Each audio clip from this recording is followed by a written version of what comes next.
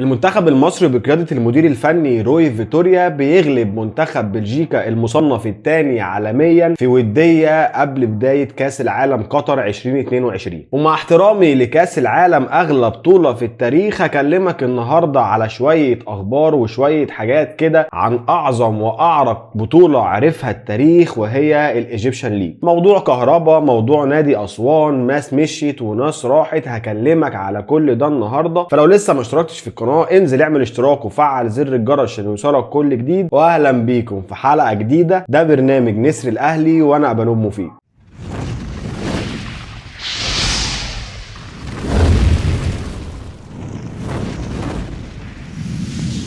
عزيزي الاهلاوي الجميل، ازيك؟ تعالى كده قبل ما نتكلم على ماتش منتخب مصر ومنتخب بلجيكا نبص على القايمه اللي كان واخدها روي فيتوريا لمباراه بلجيكا. حراسه المرمى كان واخد محمد الشناوي واحمد الشناوي ومحمد عواد. طب حد يسالني كده او انا احب اسال روي فيتوريا هو فين محمود جابر؟ خط الدفاع كان واخد عمر جابر من الزمالك واكرم توفيق من الاهلي، احمد حجازي من اتحاد جده ومحمود علاء من الاتحاد السكندري، حسين السيد من النادي المصري وعلي جبر من نادي بيراميدز واسامه جلال ومحمد حمدي من بيراميدز. فانا عايز اسالك سؤال، يعني هو انت ما بتشوفش؟ يعني هو مثلا فين كريم فؤاد مثلا؟ يعني فين كريم فؤاد؟ بلاش كريم فؤاد، فين حسام عبد المجيد؟ يعني حسام عبد المجيد اللي الناس كلها بتتكلم عنه عامل موسم عالمي قوي مع نادي الزمالك، فين حسام عبد المجيد؟ وبس الناس بس ما تتكلمش تقول ان انا بتكلم على لعيبه الاهلي وفين لعيبه الاهلي. هو انا كده ما بحبش لعيبه الاهلي يروحوا المنتخب، عندنا بطولات مهمه وماتشات مهمه، وكل لما لعيبه الاهلي تروح المنتخب بيتصابوا. فالقصه دي مش فارقالي ان لعيب الاهلي يروح او ما يروحش، بس انا بتكلم ككوره. الناس كلها شايفه كريم فؤاد عامل ايه الكام ماتش اللي فاتوا، والناس كلها برضو شايفه حسام عبد المجيد عامل ايه مع نادي الزمالك. تعال نبص على خط النص. كان واخد طارق حامد من اتحاد جده، حمدي فتحي من الاهلي والنني من الارسنال، محمد صلاح من ليفربول وزيزو وامام عاشور من الزمالك، محمد مجدي قفشه وطاهر محمد طاهر من الاهلي، محمود حماده من فاركو وتريزيجيه من طرابزون سبور التركي. فين عمرو السوليه؟ ما تفهمش برضو الراجل ده فين، ومش مهم، انا مش عايزه يروح اصلا، كفايه عليه الاهلي. وكان موجود احمد عبد القادر في المعسكر بتاع المنتخب، لكن فيتوريا استبعده قبل الماتش. خط الهجوم كان واخد احمد حسن كوكا من الانيا سبور التركي ومصطفى محمد من نانت الفرنسي وعمر مرموش. القايمه كويسه وما فيهاش اي مشكله، بس انت عندك لعيبه حلوه جدا في الدوري المصري انت برضو ما شفتهاش او ما خدتهاش معاك، او على الاقل كنت جبتها جربتها، لان ده ماتش ودي مش هيفرق معاك كتير يعني. فلما تيجي تدور على احمد ياسر ريان ما تلاقيهوش في قائمه المنتخب مثلا. طب فين شادي حسين؟ برضو مش موجود. طبعا الراجل كان واخد معاه قايمه كبيره جدا وتم استبعاد لعيبه كتير جدا من القايمه اللي كان واخدها معاه، زي مثلا عبد الله جمعه وما اعرفش ده كان واخده ليه اصلا، ومروان حمدي وباهر المحمدي واحمد عبد القادر ومحمد شريف وحسام عبد المجيد ومحمود جاد وعمرو السيسي واحمد ياسر ريان. بس هي القصه كلها سيبك انت من اي حاجه، انا عايز اقول لك ان روي فيتوريا كان واخد معاه عمر جابر. هو طبعا ما لعبوش طول الماتش واكرم كان بيلعب طول الماتش اساسي، بس كفايه الفكره ان روي فيتوريا مقتنع بعمر جابر ان هو يروح منتخب. مش فاهم ازاي، بس هو شايف كده خلاص دي بتاعته يعني. الراجل نزل بيلعب بخطه 4-3-3، محمد الشناوي في حراسه المرمى، 2 قلب دفاع علي جبر واحمد حجازي، وناحيه اليمين اكرم توفيق، وناحيه الشمال محمد حمدي. نص الملعب النني وطارق حامد ومحمود حماده. ثلاثي خط الهجوم ناحيه اليمين محمد صلاح، ناحيه الشمال تريزيجيه، وفي النص مصطفى محمد بيحط هدف في الدقيقه 33 بعد خطا فادح من دي بروين وهو بيستلم الكوره، قدر يستغلها مصطفى محمد ويشوط الكوره عشان يحطها في الجول وتبقى الهدف الاول لمنتخب مصر. في بدايه الشوط الثاني تريزيجيه بيحط الهدف الثاني لمنتخب مصر بعد بينيه ممتازه جدا من محمد صلاح بيضرب بيها دفاع منتخب بلجيكا، يقدر يسيطر على الكوره محمود تريزيجيه وبيحط الكوره في الجول، ويكون الهدف الثاني لمنتخب مصر وبلجيكا 0. طبعا تغييرات روي فيتوريا في ماتش ودي زي ده اتاخرت جدا، لان انت المفروض في ماتش زي ده تجرب اكبر عدد ممكن من اللعيبه اللي انت تقدر تنزلها وتلعبها، بس الكلام ده يكون من بدري. الراجل عمل اول تغيير ليه في الدقيقه 72،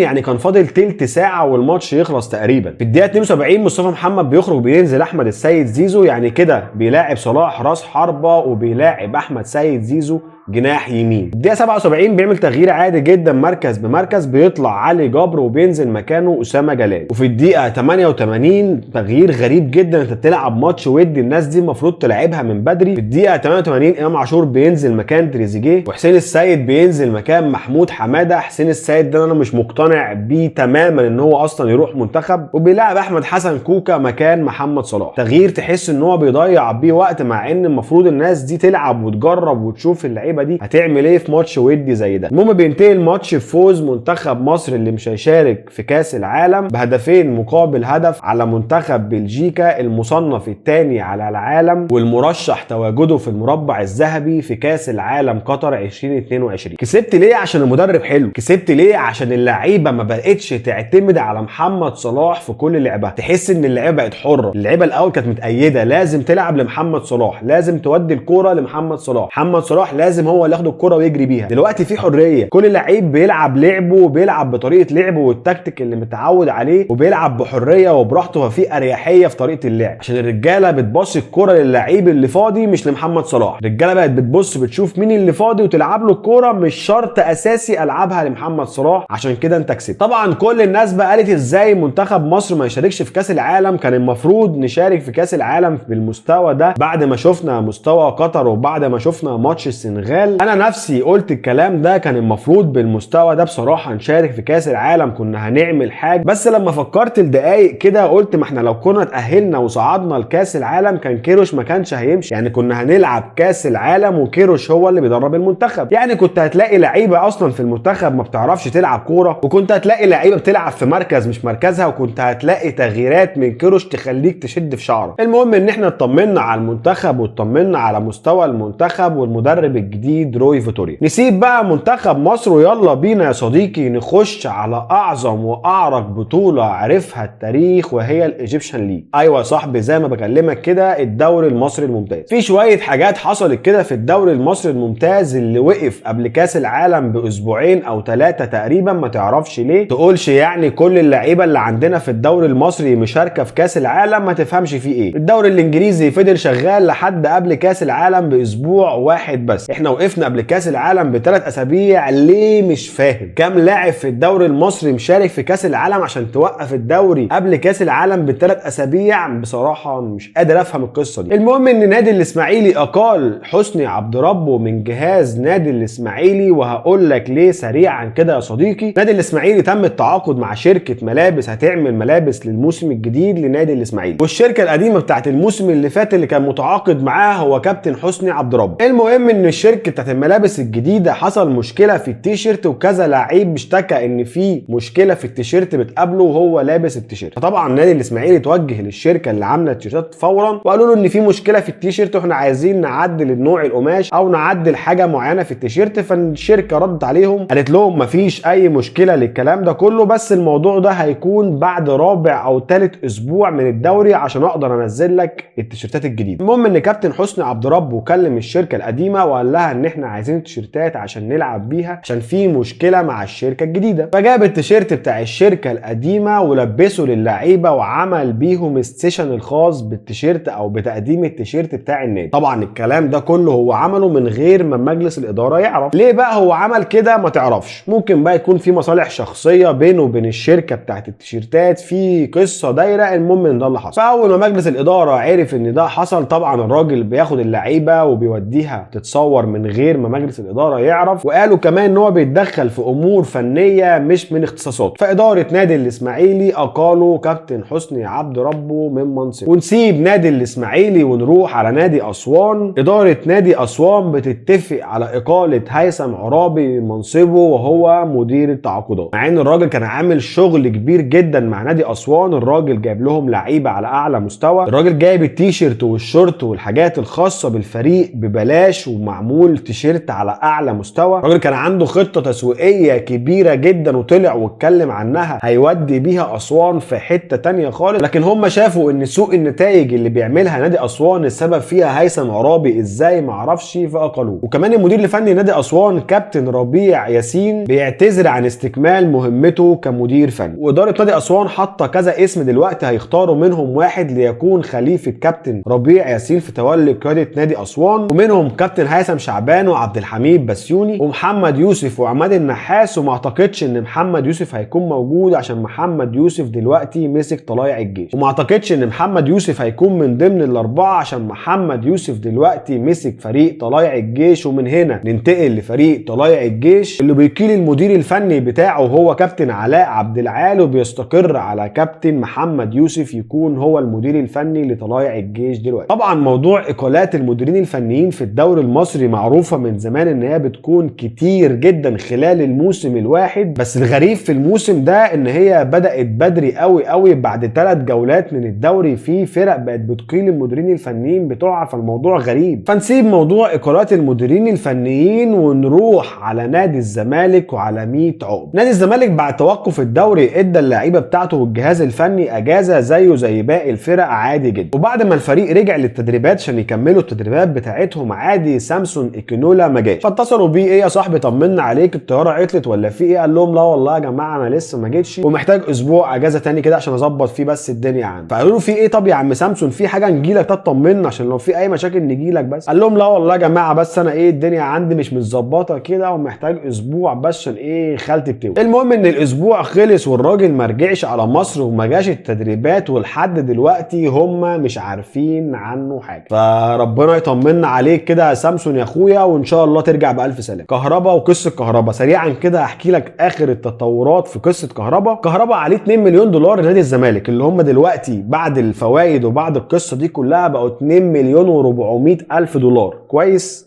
ايه اللي اخر كهربا ان هو يدفع الغرامه واتراكمت عليه بالمنظر ده؟ ان كهربا كان مقدم طعن في المحكمه على صحه العقود. المهم ان القصه كلها ان المفروض ان نص الغرامه بيكون على كهربا اللي هو مليون دولار، والنص التاني هيكون على النادي البرتغالي اللي هو نادي افيس. فطبعا دلوقتي نادي افيس ده اعلن افلاسه وقفل النادي وما بقاش فيه نادي اسمه افيس. فدلوقتي ايه اللي هيحصل؟ دلوقتي اللي هيحصل ان قبل يوم 26 اللي هو الحد اللي جاي كهربا هياخد المحامي بتاعه زي الشاطر وهيطلع على الاتحاد الدولي وهيدفع نص الغرامه، وهيتكلم معاهم ان النص التاني المفروض نادي افيس البرتغالي هو اللي يدفعه، بس النادي قفل. فانا لو دفعت الغرامه كلها الموضوع ده كده هيبقى مش فير، وان هو يعني مش معاه يدفع الغرامه كلها، بس هو ده الجزء بتاعه او الجزء اللي المفروض كهربا يدفعه هو نص الغرامه. طب الناس ممكن توافق بالكلام ده؟ والله ممكن، وممكن برضه ما توافقش. طب لو ما وافقتش هل هيدوا له شويه تسهيلات؟ برضه ممكن ياخدوا نص الغرامه بتاعته او الجزء اللي المفروض هو يدفعه وهيسيبوه يلعب ويقسطوا عليه الجزء التاني. كل شيء في الموضوع ده وارد. المهم ان كهربا هيروح وهيعمل اللي عليه قبل يوم 26/11 وهيقدم الجديه او هيقدم النيه ان هو عايز يدفع الغرامه، هو هيدفع الجزء بتاعه. تعال بقى نسيب القصه دي كلها ونطلع على النادي الاهلي، اعظم نادي في الكون ونادي القرن الافريقي. طبعا كلنا عرفنا ان النادي الاهلي بيفتح الفرع الرابع ليه في التجمع الخامس، واخر خبر معانا النهارده هو ان النادي الاهلي وشركه بريزنتيشن وصلوا لاتفاق مع شركه تامين بيطلق اسمها على استاد بايرن ميونخ وهي شركه اليانز. والاتفاق هو ان الشركه دي هتحط اسمها على استاد النادي الاهلي لمده 20 سنه وهيدفعوا حوالي 6 مليار جنيه. في شركات تانية داخله في الموضوع بالظبط، في شركات تانية، في شركه مياه غازيه وفي شركه اتصالات داخلين في الموضوع ده كله، بس الشركه الاقرب واللي تم الوصول لاتفاق معاها هي شركه التامين اليانز اللي بيطلق اسمها على استاد بايرن ميونخ. وبكده بتكون حلقتنا خلصت. فلو لسه ما اشتركتش في القناه انزل اعمل اشتراك وفعل زر الجرس عشان يوصلك كل جديد، واشوفكم في حلقه جديده من نسر الاهلي مع ابانوم مفيد.